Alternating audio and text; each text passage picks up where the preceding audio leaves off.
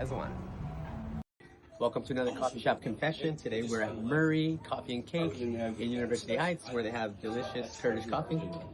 Cold brew. And we're just going to talk about notes from the underbelly of real estate. Let's do it. It's a weird market. It is. It's weird. It's weird.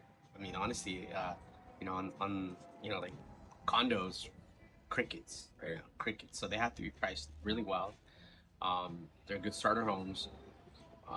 But I also think that consumers are very gun shy. At least the first-time buyers who are kind of looking to buying a condominium, Right. or even a townhouse.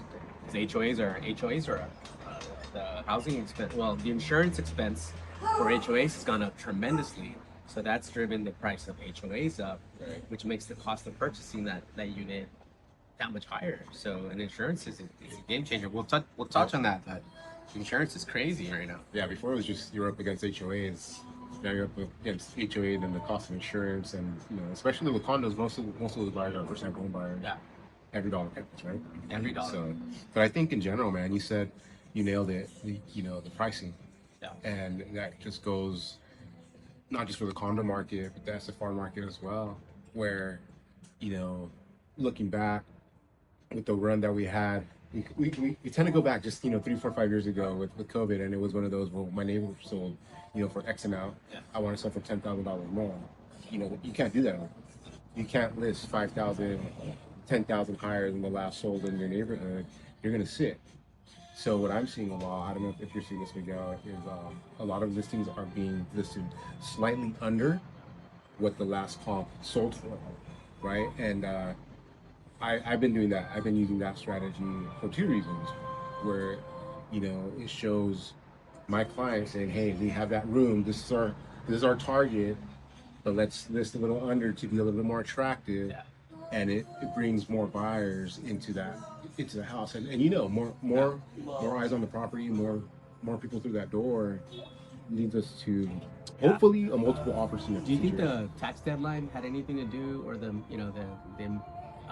looming, taxes, getting all that prep? Do you think that was a distraction for a lot of your buyers, or is it just a misnomer? Like, hey, it is what it is. I don't know, man. Like it's hard to gauge, right? Especially in this weird market that we're going into. That gas is at its all-time highest, and I feel like with taxes, people have that mentality: either I'm going to get a return or I'm going to pay. Wow. So it's really hard to gauge. At least I think so. Yeah. But what I'm seeing with the last couple of listings I've had, the activity, and granted, they're all mostly that entry-level price point, that 800,000. Crazy to say 800,000 is like entry level, right? Yes. But the activity has just been really consistent and surprising.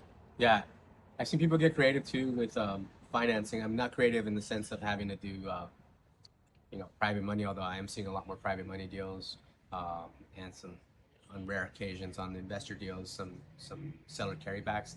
But I'm seeing people open up a little bit more to the idea of getting an interest-only loan on a temporary basis, just to keep costs low, particularly if they're going to buy an investment property, Right. or even if they're refinancing their own home to buy something else. Like, hey, we'll do an interest-only here. But those, conversation I have with clients is one about discipline. Like, hey, you have to be very disciplined. You have to be very, very astute as to when it is you're gonna, either refi out of that interest only or sell that property off. And at the end of the day, you are just really conscious of cost. So that monthly cost, kind of like almost like the auto industry is like, hey, like I can only afford this much a month. So obviously the auto industry is different because that's a depreciating asset in San Diego for the most part. Historically, our real estate appreciates over time. So time is your friend if you're holding real estate. And on the flip side of that, at time, I just think that if you're not getting creative and you need to get into a house, or you've outgrown your house, for instance, market windows open and close very fast. So you're sitting thinking and trying to time it and be perfect and beat the market. It's very rare. Yeah. No, I agree, man. I totally I see that the whole concept of buyers right now that have been waiting, they understand that, right? They like, man, I should have bought last year. I should have bought because yes, although prices did stabilize a bit, they did correct themselves. We're on an uptrend right now. Yeah. You know, every I've seen bidding wars. Yeah. You know, not nothing crazy. But when it comes down to 10, 15, 20,000 above the list price, Yeah. that's a little. Yeah. We're getting back up there, you know. Yeah. So what that does to the buyer that waited, like, man, I should have jumped in when I had the opportunity to get some seller credits to get the temporary buy down on my rate, and I'm not seeing that yet. Yeah, it's tough. You know, It's challenging out there.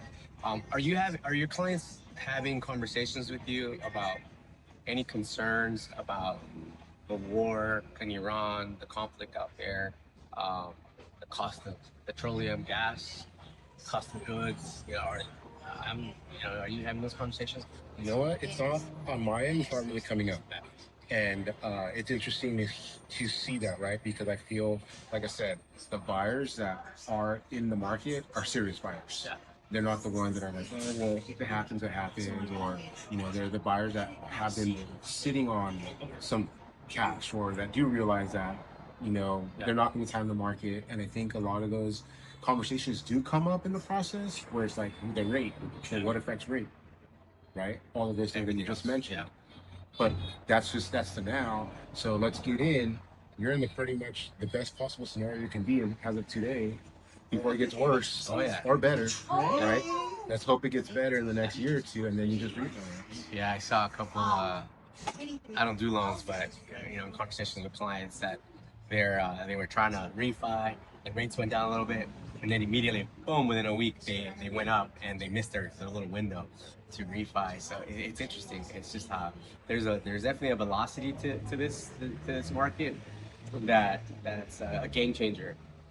Unless it's condos. So condos is the complete opposite. It's extremely low. I'm also seeing that in the multi-unit space, where there's a lot of, duplexes, fourplexes. These multi-units are just sitting because the prices are so inflated and the rents are so low. Yeah. So it doesn't pencil out, right? Yeah. So not only does it not pencil out the cash flow, it doesn't pencil out the qualification. Yeah. So it's going into that area. That's also, what something has to give there. So it's primarily important for landlords, irrespective of whether it's a condo that they own, a single-family residence, or multifamily. They need to keep up with the rents. And what I mean by that is they need to continuously stay with the market. Yes, I know some landlords like, well, I don't want to increase it every year. I've got good tenants, but you have to at least try to keep up with it as much as you can. So even if you're just a little bit under market value, that's okay. But if you're extremely under market value, that's a detriment to the sale and the value of your property, because what happens is those tenants get they get ingrained in there, and they're digging their heels, and they don't want to go, and they make the sale challenging. And it's challenging for a couple of reasons. One, because they become combative, but two, because their rent is so low, the income of the property on a pro forma, it doesn't pencil out the deal for the investor who's looking to buy your property. So keeping the rents as close to market, if not at market, is a key to selling at the top of market, which is what you want as you're selling. Otherwise, you have to vacate units. So if you own multifamily, then at that point you're open to just cause eviction. So you have to give some sort of relocation, right? So it can get costly, or you could end up in eviction, court, unlawful detainer, and that's a battle in and of itself. So I found recently that a lot of the clients I've worked with, we had to vacate units to make them stop the value of the property, which is a contradiction, right? You're like, wait, I've got tenants in there, yeah, but the rents are too low. So let's vacate them so that the new owner can then do the repairs and rehab on each unit and rent it at market value. Yeah, because we're limited as to how much we can raise rent every year, anyways. Yeah, you can have that sticker value. But at the end of the day, if you're really important, man. So for all our landlords, keep up with the rents. Yeah.